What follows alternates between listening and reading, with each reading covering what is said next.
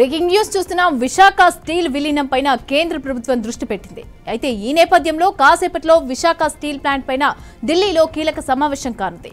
ఉక్కు శాఖ మంత్రి కుమారస్వామి అధ్యక్షతన సమీక్ష సమావేశం నిర్వహించనున్నారు. ఇక స్టీల్ అథారిటీ ఆఫ్ ఇండియాలో విలీనం సహా పలు ప్రత్యామ్నాయాలపైన కూడా చర్చించనుంది. ఇక మరోవైపు ఉద్యోగ కార్మిక సంఘాల ప్రైవేటీకరణను కూడా వ్యతిరేకిస్తున్నారు. కాగా పెట్టుబడుల ఉపసంహరణ పైన కూడా రాష్ట్ర ప్రభుత్వం సహా పలు రాజకీయ పార్టీలు కూడా వ్యతిరేకిస్తున్నారు.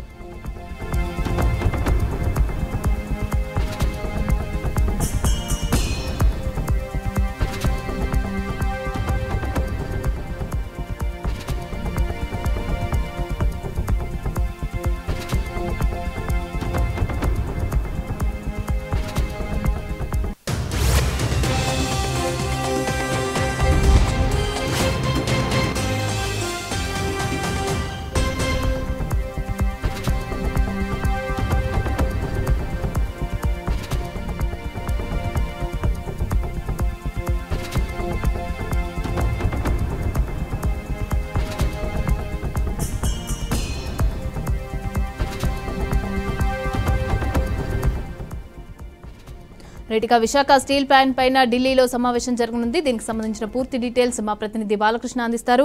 బాలకృష్ణ, చెప్పండి, విశాఖ స్టీల్ ప్లాంట్ కి సంబంధించి ఢిల్లీలో అయితే కాసేపట్లో సమావేశం జరగనుంది. అయితే ఎలాంటి చర్చలు వచ్చే అవకాశం ఉందంటారు దానికి సంబంధించి?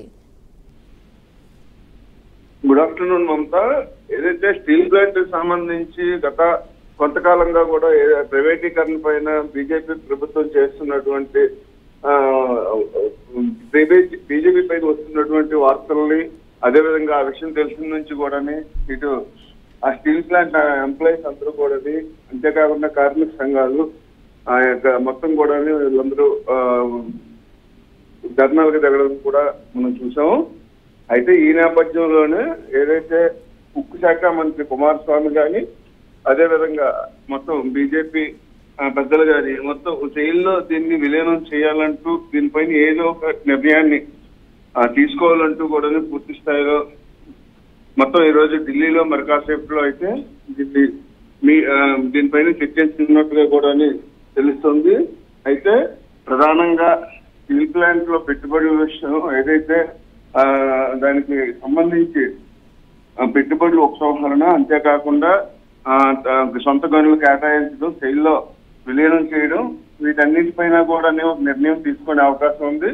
దీని పట్ల మొత్తం కార్మిక సంఘాలందరూ కూడా ఆసక్తిగా ఎదురు చూసే పరిస్థితి కూడా కనిపిస్తుంది. అయితే దీనిపైన ఇప్పటికే రాష్ట్ర ప్రభుత్వంతో పాటు అనేక రాజకీయ పార్టీలు వ్యతిరేకతతో ఉండడంతో కేంద్ర ప్రభుత్వం కూడా ఈ నిర్ణయం తీసుకున్నట్టుగా కూడా తెలుస్తుంది మమతా. అలాగే కార్మికులు కానీ, ఇటు చూస్తే ఉద్యోగులు కానీ అంతా కూడా ధర్నా చేస్తున్నారు దీనికి సంబంధించి కూడా. అయితే మరి దీనికి ప్రభుత్వం ఏమైనా, అంటే రాష్ట్ర ప్రభుత్వం ఏమైనా సహకరించే అవకాశం ఉందంటారా? రాష్ట్ర ప్రభుత్వం ఇప్పటికే నిర్ణయాన్ని కూడా బీజేపీ ప్రభుత్వానికి పెద్దలకి తెలియజేయడం జరిగింది. అయితే దీనిపైన కుమారస్వామి కూడా విశాఖ స్టీల్ ప్లాంట్ ని పరిశీలించి ఎట్టి పరిస్థితుల్లోనే ప్రైవేటీకరణ చేయరంటూ కూడా కార్మిక నాయకులతో కూడా గతంలో మాట్లాడడం జరిగింది. దానికి సంబంధించి ఈరోజు మీటింగ్ కూడా జరుగుతుంది. అయితే కార్మిక సంఘాలు ఏవైతే టీఎన్టీయూసీ, ఐఎన్టీయూసీ కార్మిక సంఘాలు అంటూ కూడా గతంలోనూ చూసాం. నిన్నైతే రోడ్డుపైకి వచ్చి బైఠాయించడమే కాకుండా రాస్తారోకలు చేయడము, అంతేకాకుండా స్టీల్ ప్లాంట్ గేట్ ఎదురు బైఠాయించి మొత్తం పూర్తి స్థాయిలో అధికారులను ఎవరిని కూడా లోపలికి వెళ్లకుండా అడ్డుకునే పరిస్థితి కూడా చూసాం.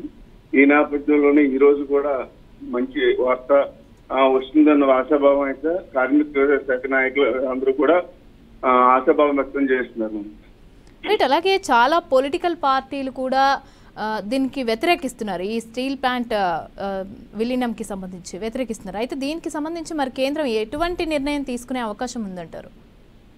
ప్రధానంగా చూసుకున్నట్టయితే ఇటు కాంగ్రెస్ అవసరమైతే కాంగ్రెస్ ప్రభుత్వ సహాయాన్ని తీసుకుంటాం, రేవంత్ రెడ్డి యొక్క సహాయాన్ని కూడా అడుగుతామంటూ కూడా చెప్పడం జరుగుతుంది. మరోవైపు గతంలోనూ కూడా టీడీపీ ప్రభుత్వం కూడా మొత్తం ఇక్కడ కార్మిక నాయకులకు కానీ, స్టీల్ ప్లాంట్ ఉద్యోగస్తులకు కానీ మొత్తం అందరికీ కూడా హామీ ఇచ్చింది. స్టీల్ ప్లాంట్ ని ఎట్టి పరిస్థితుల్లో ప్రైవేటీకరణ అవ్వకుండానే బీజేపీ పెద్దలతో మాట్లాడుతామంటూ కూడా చెప్పడం జరిగింది. అదేవిధంగా జనసేన అధినేత పవన్ కళ్యాణ్ స్వయంగా ఆ యొక్క ఏదైతే కార్మికులు చేస్తున్న పోరాటంలో గతంలో పాల్గొని బీజేపీ మోదీ తోటి అదేవిధంగా అమిత్ షా తోటి మాట్లాడటమే కాకుండా ఎట్టి పరిస్థితుల్లోనూ ప్రైవేటీకరణ కానివ్వమంటూ కూడా చెప్పడం జరిగింది. అయితే ఇటు రాష్ట్ర ప్రభుత్వంతో పాటు అనేక రాజకీయ పార్టీలే కాకుండా మిగతా రాష్ట్రాల్లో ఉన్న కాంగ్రెస్ గాని ఇతర పార్టీలు గాని కూడా ఇటు ఉక్కు కోరికైతే మాత్రం వీళ్ళందరూ కూడా మద్దతు అయితే తెలియజేస్తుంటారు. Mamata. Right, thank you Balakrishna, thanks for the updates.